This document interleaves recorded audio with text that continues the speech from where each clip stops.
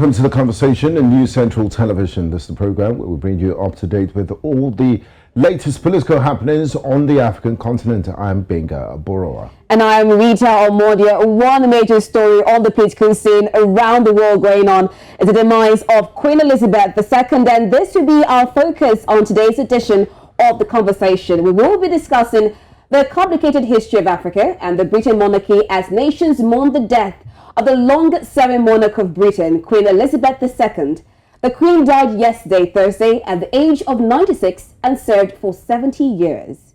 We will also be looking at the political situation in Equatorial Guinea, where Parliament has approved that elections will now hold in November this year instead of 2023. The first thing on my mind when I saw this was, how do you conduct an elections within 4 months? Exactly. I believe the government in Equatorial Guinea is one of the longest serving in the world. Mr. Obietonbara has been president since 1979. So your guess is as good as mine. It's almost a foregone conclusion that the ruling party will win. So I guess that's why they can make that decision, because they have majority in parliament. Yeah. All right, so let's begin with situations in did I say Nigeria? Well, the Queen's demise. Yes, and it affects everyone because we're a Commonwealth country. The news of the demise of Britain's longest reigning monarch, Queen Elizabeth II, has been met with various reactions. While some have come out to mourn the departure of an icon, others have slammed her post-colonial legacy. One of the first African leaders to respond was President Nana Akufo-Addo of Ghana, who announced on Twitter that flags will be flown at half-mast across the country for 7 days. In Kenya, President-elect William Ruto called the Queen's leadership of the Commonwealth of Nations as admirable. The modern Commonwealth is a legacy, echoed President Paul Kagame of Rwanda, and President Faure Gnassingbé of Togo expressed his heartfelt condolences to the British people and the great Commonwealth family. On the other hand, South Africa's opposition party, the Economic Freedom Fighters, EFF, declared that it will not be among those mourning the British royal.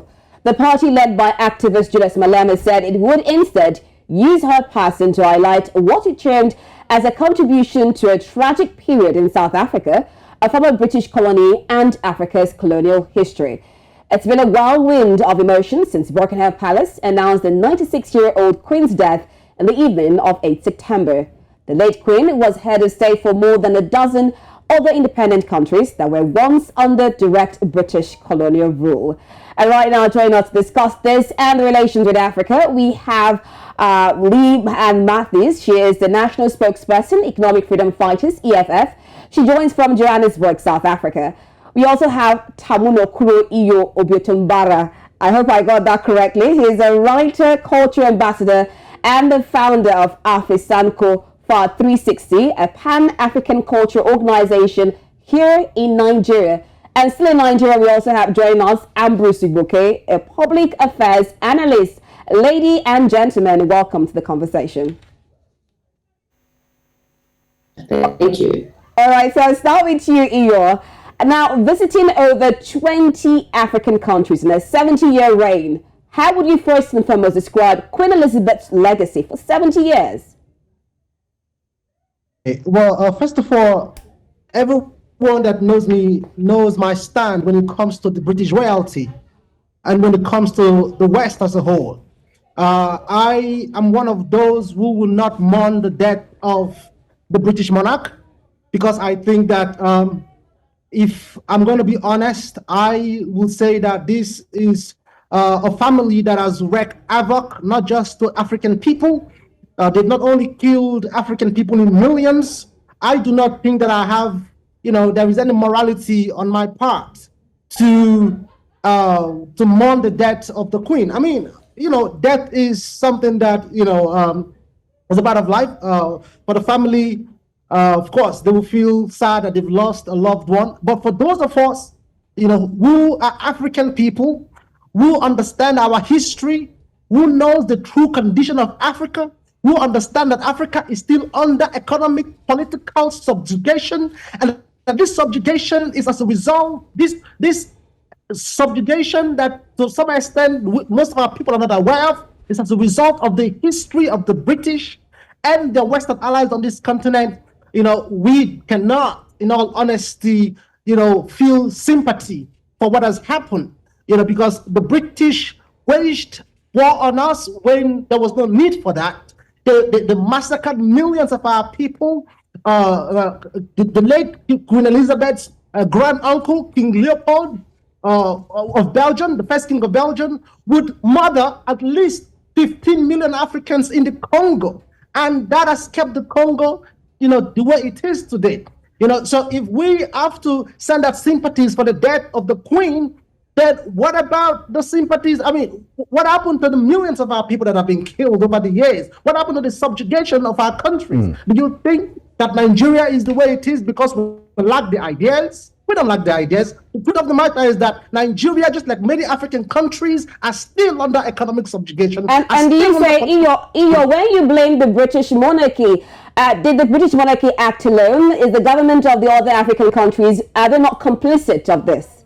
Every single time we have had political leaders across this continent that have tried to do right, what happens to them? They end up being killed every single time. I can give you names from Patrice Lumumba in the Congo that was raped, that was exploited by Queen Elizabeth's grand uncle, King Leopold. In that same country, for the first time, there was a political leader that tried to change the narrative. What happened to that political leader? He was killed by Western powers. What happened to the leader of Burkina Faso, Thomas Sankara? What happened to, even here in Nigeria, our own leader that tried to change the narrative, Murtala Mohammed? He was shot, and that failed coup was sponsored, we all know, by Western powers that have done everything possible to undermine our growth, to undermine our true political independence.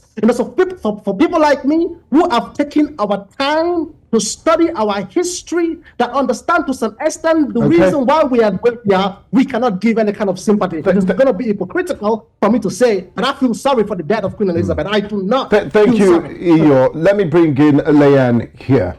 Now, Leigh-Ann, EFF leader Julius Malema said South Africa's interaction with Britain under the leadership of the British royal family has been one of pain, suffering, death, depression, and dehumanization for black people. And quite a lot of people have said, you know what, let's have respect for the dead. Even African countries, Malawi has declared a 7-day mourning period. They're flying their flags at half-mast. Ghana, which is another African country, is going to be flying its flags at half-mast to mourn the passing of the Queen. What do you say to people that say, this is not the right time to bring about all this sentiment of, the British royal family was bad, they did this and that, and we should have some respect for the dead?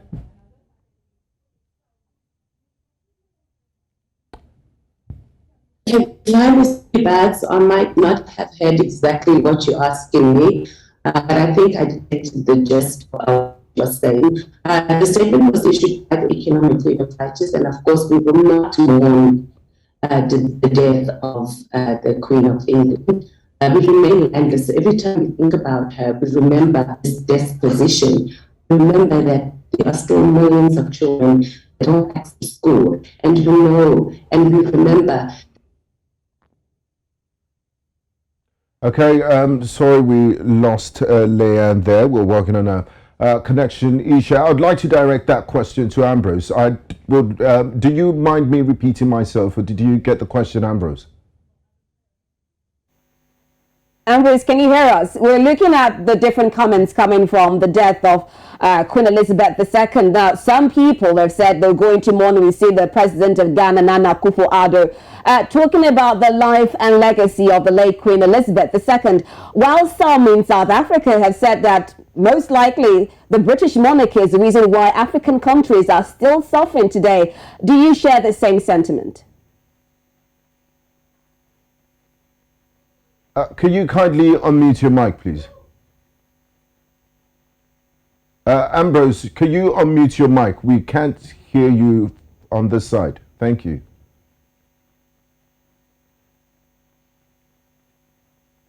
Okay, we seem to be having some technical issues with Ambrose. Now, let me get back to Leigh-Ann. What do you have to say about those that say that this is not the right time and we should have some respect for the dead? Because even fellow African countries are flying their flags at half-mast. Malawi is an example, And Ghana is also an example, and they were both former British colonies. What do you make about what do you make about all of this? Number one, the history with Britain, as the Queen of England, British monarch, it's not a complicated thing. It's something that is very straightforward. We know that they were brutal in many other countries around the world. So for us to start this thing of sanitizing the brutality and the dehumanizing at Queen of England under her leadership, her predecessors as well, it's not something that we need to do. And if this is not the right time, when exactly is the right time? Organization here in Africa, we need to start admitting our proper history. They don't deny that they did these things in Africa. I mean, right now, we have Kenya that has to go and sue England for repatriations for what they did in Kenya. They are not even apologetic,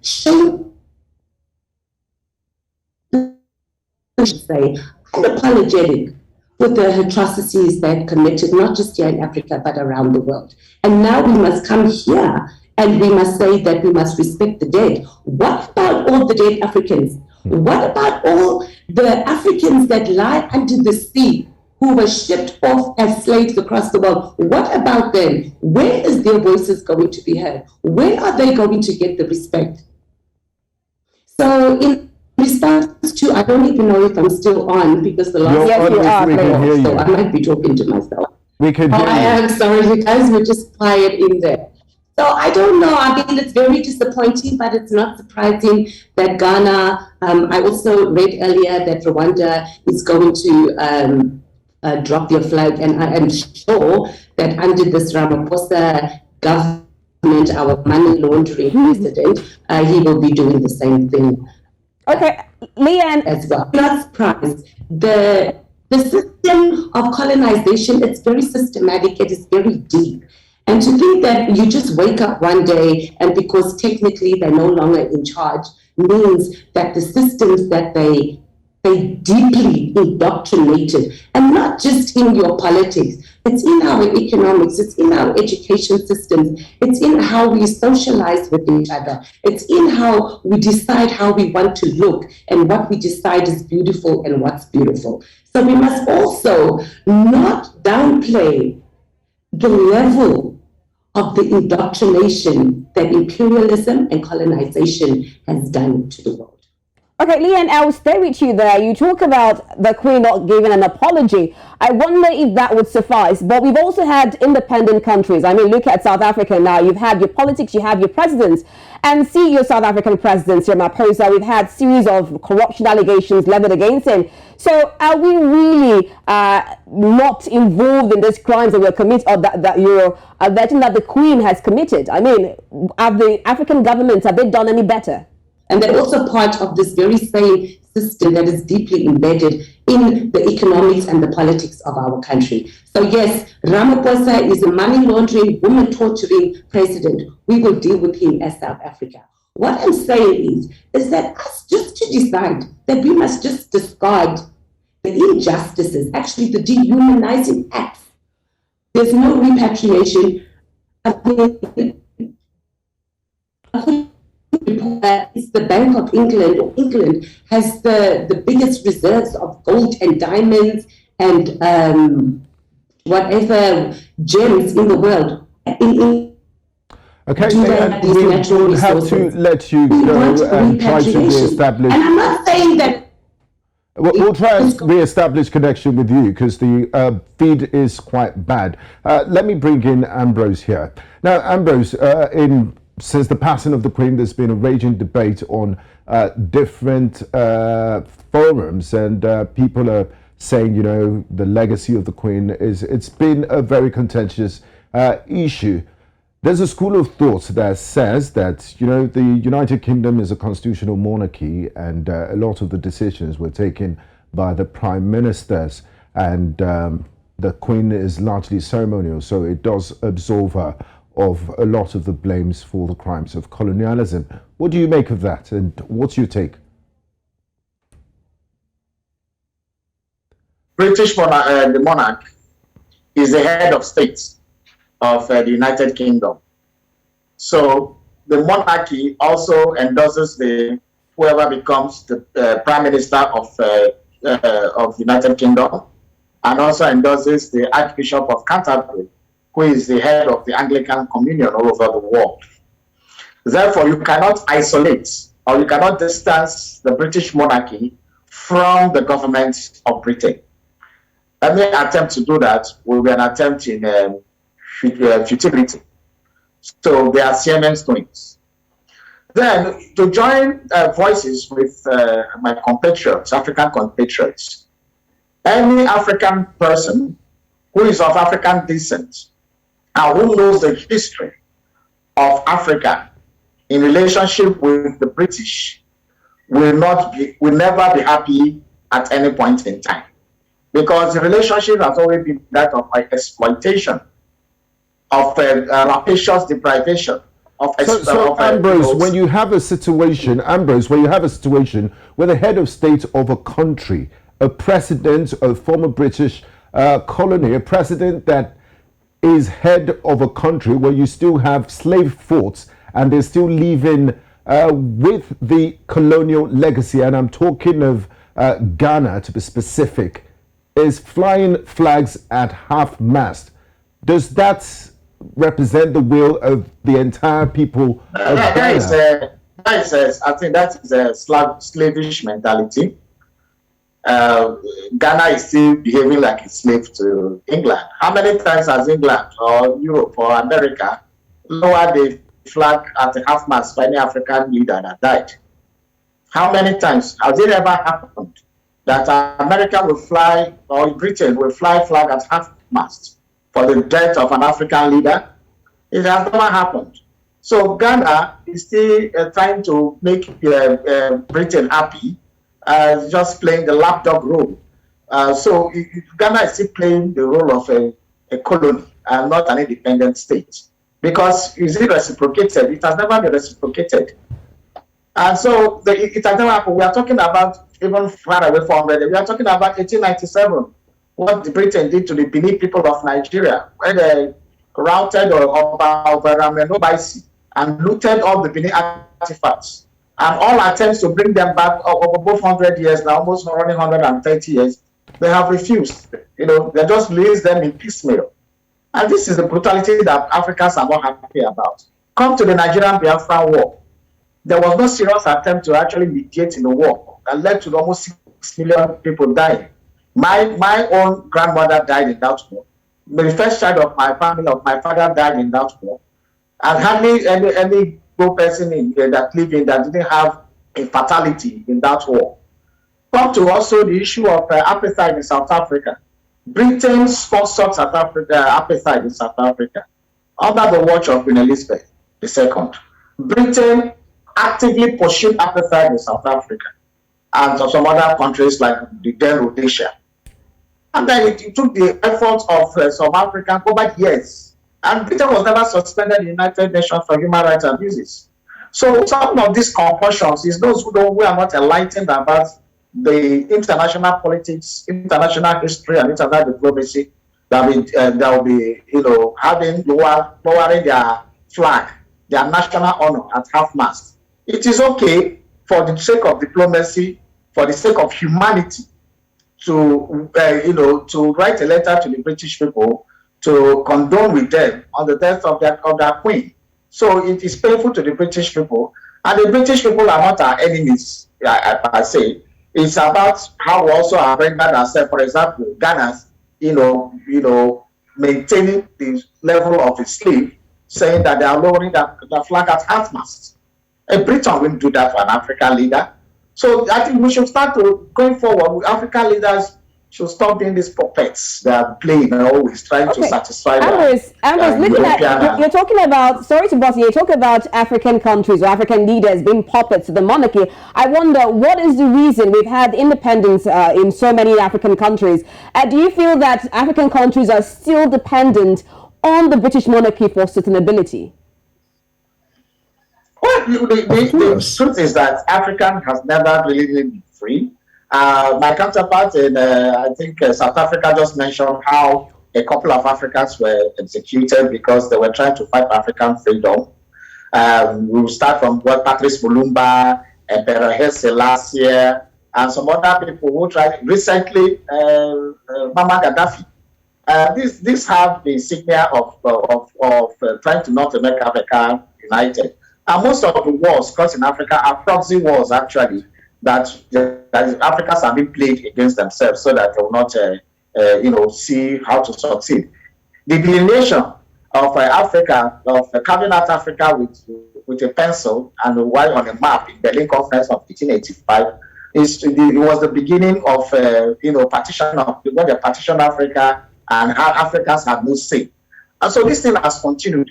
With the new slave trade is economic inequality, where you dictate the terms of trade, you can't exploit the natural resources in Africa. You tell Africans how much to sell those natural resources. You determine the pricing that you buy it. Then you take it to your place, refine it, turn it to something else, bring it back to Africa, and still dictate to Africans how much they will buy the refined products from you.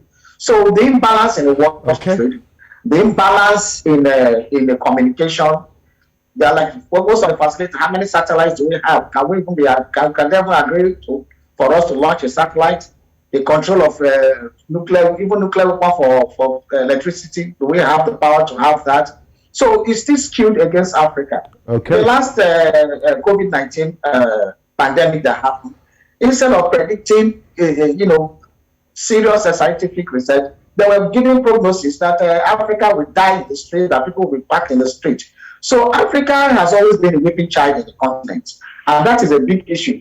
People like Central America, Latin America are trying hard to extricate themselves from this, even though they're not. Thank you, Ambrose. I would like Iyo to respond to the point you just made. He talked about vaccine equity and the way Africa is treated, not as an equal partner when we do business with the Western world. We always get the shorter end of the deal. Now, Iyo, Maya Jasanoff writes in a guest essay titled "Mourn the Queen, Not Our Empire." There's also been a growing pressure on the British state and institutions to acknowledge and make amends for the legacies of empire, slavery, and colonial violence. What are your thoughts on this? And what would you say to people that think, this was a bygone era and that we're not leaving, we should face our current leaders? What are some of the effects and the legacy of this colonial past? Thank you. Why is it also important to get some sort of acknowledgement of past wrong and apology or restitution? Right. Okay. So mourn the Queen, and not our empire. Not our empire. Okay, not the empire. Right. Trying to separate the Queen from the empire. The Queen is the symbol of the empire. We shouldn't mistake that. She is the symbol of the empire. So it's like, you cannot differentiate the Queen from the empire. It's as simple as that. This was the same empire that went around the world, killing people. Do you know that there was a race of people called the Tasmanians? The Tasmanians today are no longer in existence because the British Empire killed every single one of them. All the Tasmanians were wiped off the face of the planet. Every single one. Are we going to talk about what happened to the Aboriginal Australians? How do you think British people, how do you think Westerners are in Australia today? They went to that land, killed off the Aboriginal Australians, took over that land. Same thing they wanted to do in Africa. We saw the Mau Mau uprising in Kenya. It's unfortunate that the government of Kenya is flying their flag in half-mast when the British is yet to apologize for the genocide they carried out in Kenya during the Mau Mau uprising. What warranted it? These people are just living their lives. You just went over there, started killing them off because you wanted to expand your empire. Until today, we still see how through Western institutions like the IMF, they use economic hitmen. There's a book out there called The Economic Hitman. I recommend everyone to read that book. You can see how our countries are being such changed. You can see how they use debt to trap our countries. You can see how they create instabilities in African countries to destabilize the polity, to divide the people, so that they will continue, having their influence over our countries. So it's not over yet. This is not a bygone era. It's not a bygone era. It's still happening even as we're having this conversation today. Unfortunately, many of our people do not read. Many of our people do not understand the undertones, like the actual things going on behind the scene. We don't get it. I have a book here. I don't know if I'm permitted to share this book. It is called this book. It starts with What Britain Did to Nigeria. Maxilone. Right. This is a book I recommend everyone to read, entitled What Britain Did to Nigeria. We should remove the Nigeria and just put Africa here. What Britain did to Africa. And if you will permit me, if you can just give me like a few seconds, there is something I would like to read out, which something the author stated. And I think that until we get this point, we will continue to, be stuck in this morass. The author said, the author wrote here, Nigeria's fondness, now not just remove Nigeria, replace it with Africa. Nigeria's fondness for the country that colonized them is almost bizarre, given the extreme cruelty and violence that Britain used in furtherance of its colonial project. Rather than suffering from Stockholm syndrome, Nigeria, Africa, is a classic case of a country suffering from a bout of winner's history syndrome. Much of Nigeria, Africa colonial history was written by British colonial and military officers. Those narratives give the reader the impression that they are viewing Nigerians through the telescopic lens of a British rifle.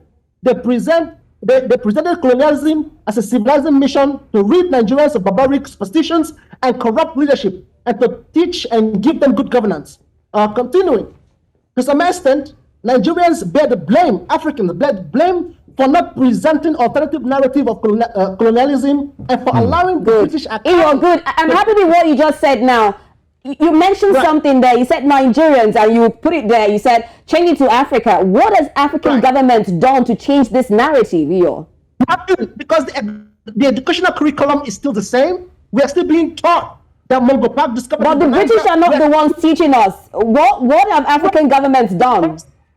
That is because every single time we have had a leader that have tried to change that narrative, that leader has been killed. There are hundreds of examples of leaders across this continent. Okay.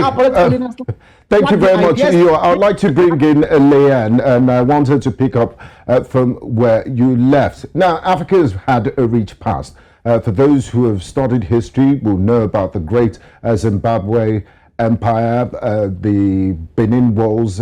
We had mathematical systems, navigation, but a lot of people don't know this. They're Africans that feel, all the good things, and they think the railway and, little things that came from interaction with the West are a blessing of colonialism.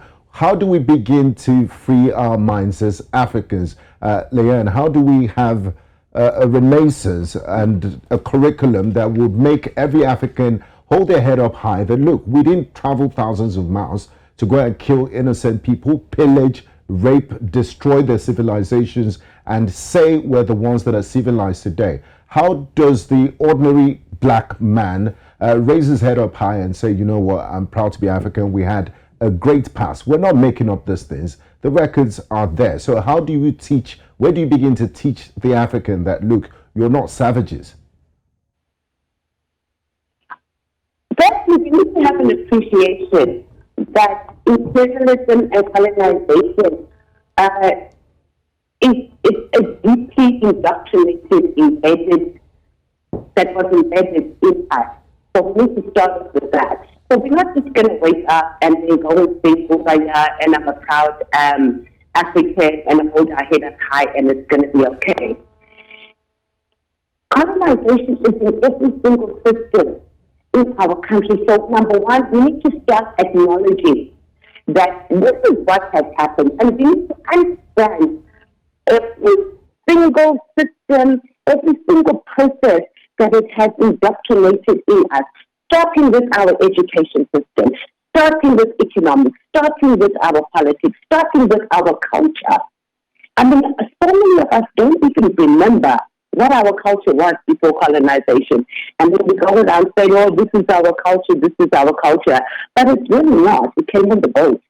And it's intertwined with the Christianity of, give the other cheek, etc. So we can't start a process of feeling proudly African when we don't even know what made us to be who we are today. So let's start off with that. And starting off with that means that we must call out the injustices and the dehumanization that has happened to us. Whether they apologize or don't apologize, it doesn't matter, but we must know. Asking the question, let the rest in peace, she's dead, and let the dead go on, that's not a fair question. Our ancestors are busy lying at the bottom. They are black bodies, African bodies lying under the Atlantic Ocean who were moved. What about their souls? Are their souls resting in peace? We need to stop. We are called, when we go to Britain or any other European country or even that America, for example, they refer to us as refugees, they refer to us as illegal migrants. We have all the worst names that there are in the world. When they came here, they have given their names as settlers.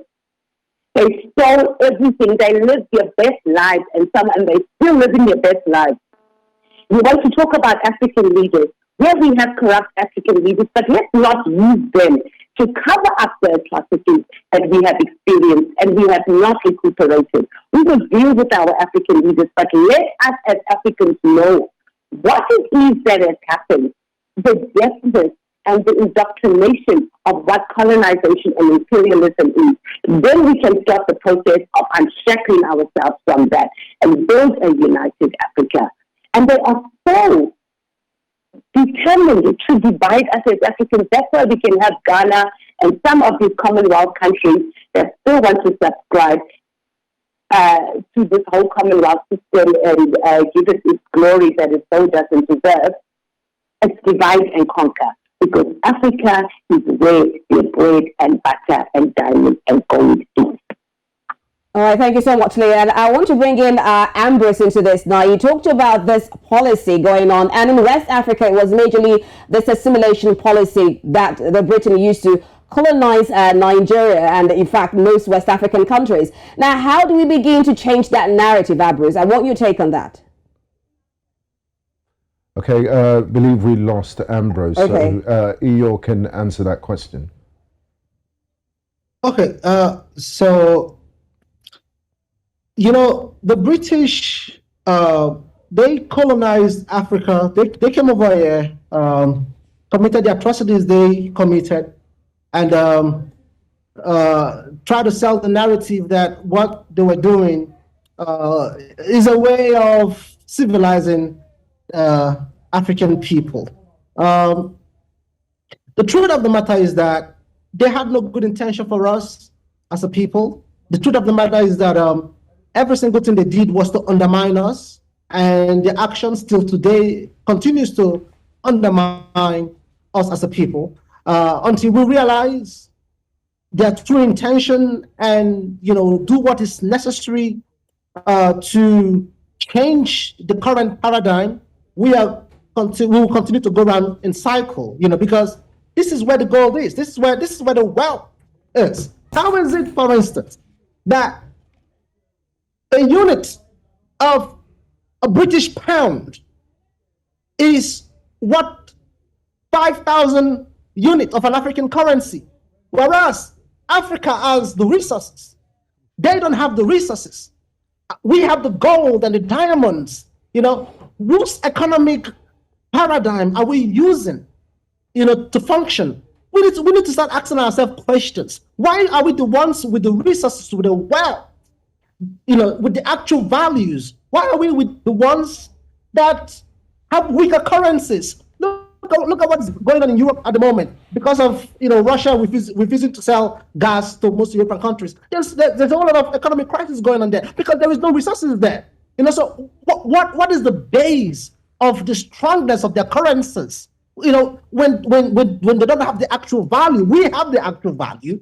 Yet we are the ones that are at the bottom of the economic chain. Something is fundamentally wrong. There is something wrong, and we must start asking these questions. You know, they succeeded to colonizing us as a people because partly, and as you know, and to some extent, I agree with some of the things that Maxwell wrote in his book, because we lack, as African people, till today still affects us, we lack the spirit of a the Pan-African mindset, the Pan-African spirit. We fail to see ourselves as one, that what affects one of us affects the other, that we must come up with a common front, you know. And just in summary, we saw, you know, what happened when Kwame Nkrumah in Addis Ababa, I think in 1963, they were trying to have this union of African states. Organization of African Unity.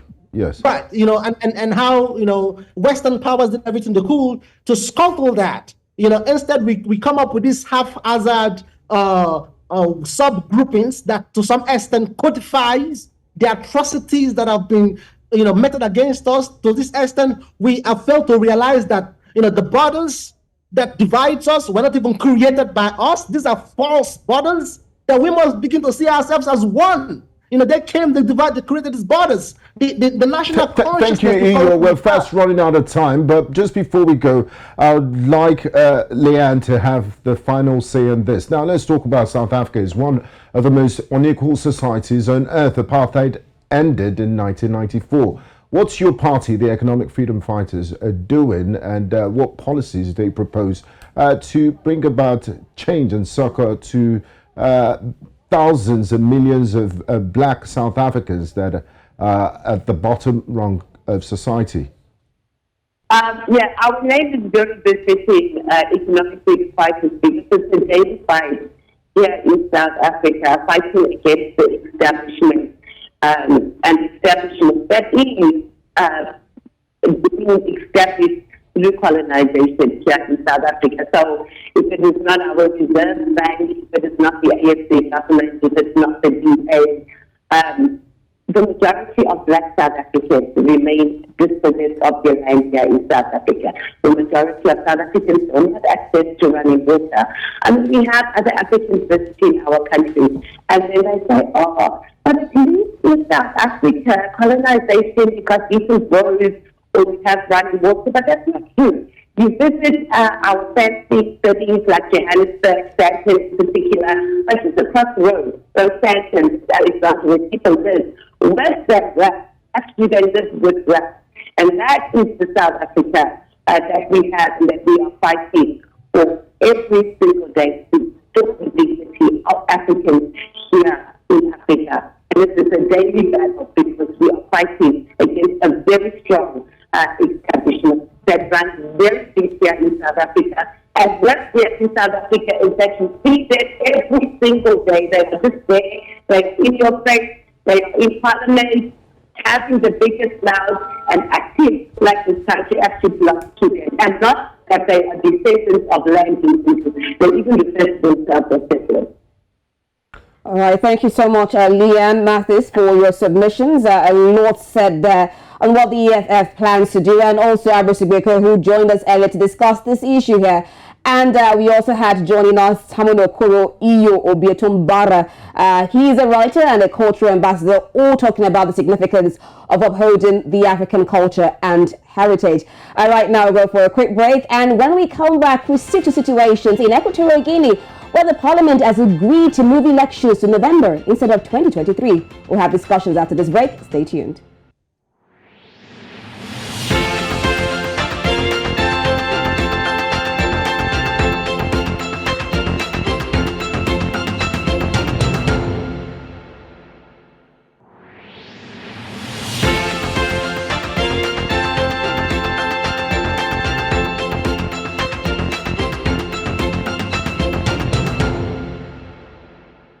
Now let's turn our attention to Equatorial Guinea, where the parliament has approved a move to bring forward the presidential election to November this year instead of 2023.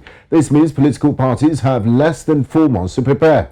It follows the Congress's authorization for the government to merge the presidential election with legislative and municipal elections. Political opposition is barely tolerated and severely hampered by the lack of a free press, as all broadcast media is either owned outright by the government or controlled by its allies. And we have Abdul Latif Ahmed, Head of Research and Monitoring Desk at News Central TV, joining us to discuss the situation in Equatorial Guinea. A warm welcome to you, Abdul Latif. Thanks for joining us. Thank you for having me. Now, Abdul Latif, political parties in Equatorial Guinea have less than 4 months to prepare for general elections. Is that enough time to prepare for the elections, or are the results a foregone conclusion because you have a ruling party that has been in power since 1979? You must understand quickly that the situation in Equatorial Guinea makes it more like a monopoly for the ruling PDGE. And most times decisions are made without proper consultations across board, because it's essentially a unilateral system where other opposition groups, the voices and the collective interest of other opposition groups are hardly factored into decision making. So the government has simply decided to get done with the elections and then move on, because it's almost like a foregone conclusion. What the outcome of the elections are nearly predictable. Okay, Abdul Latif, Teodoro Obiang has spent over 4 decades as president of Equatorial Guinea. I mean, how would you rate his assessment, and even the opposition, how would you assess them? You will understand that Equatorial Guinea has been a country that ran between 3 parties, and essentially more like a family business, in the sense that between the first and the current president, you have essentially one party, one family dominating the space. And you'll also realize that the most powerful persons in the government are sons of the president. You know, one of them is the vice president, while the other is a minister in the key sector. However, what is obtainable is that there has been a muzzling. If you look at the political history of the country, there has been a muzzling of voices that are alternative voices that are different from the voice or the choice of the ruling government. You realize that in the early 70s, you had a lot of people being prosecuted for having alternative political views. You have people being jailed, and a lot of people exiled from the country because of the dissent and alternatives in political choices in the country. So essentially, it's been a country that has rotated around the same set of people.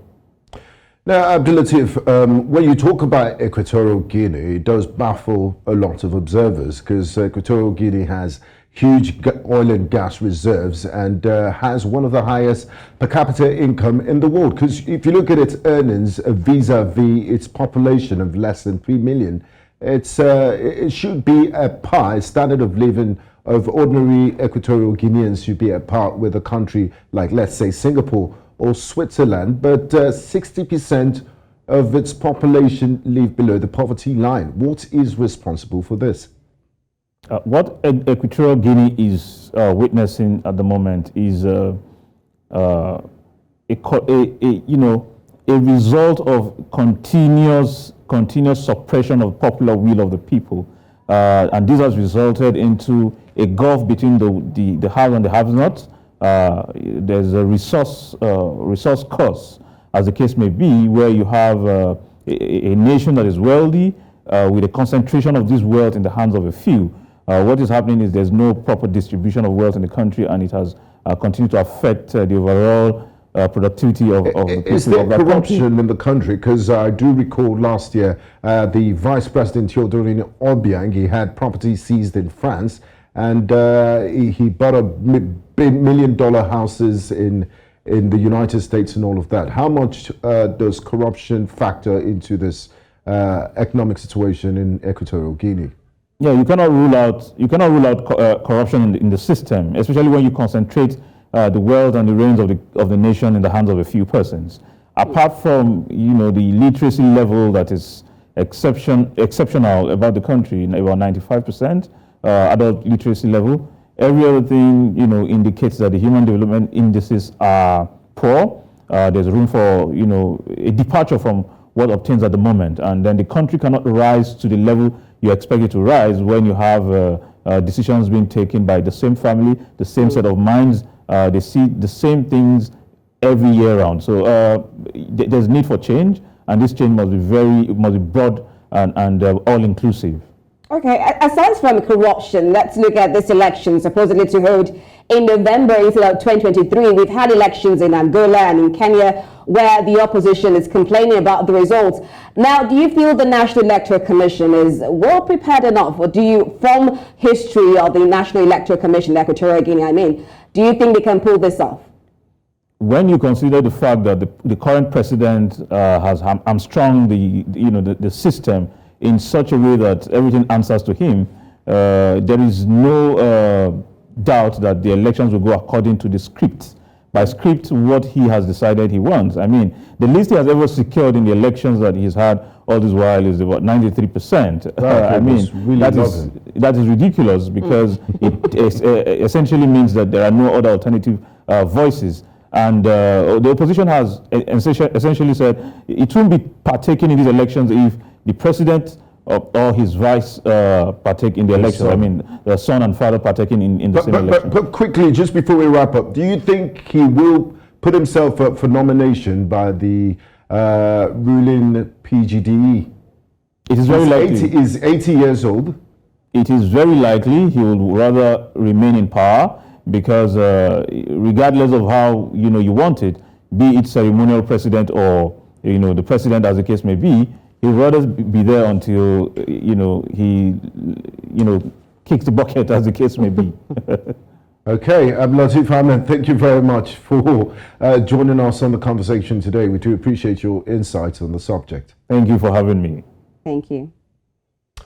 Okay, this is where we draw the curtains in today's edition of the conversation. In the first half of the show, we did discuss the Queen's colonial legacy in Africa. We just concluded our conversation on the political situation in Equatorial Guinea, where the National Assembly has brought the election date forward to November. So political parties there have 4 months to prepare for general elections.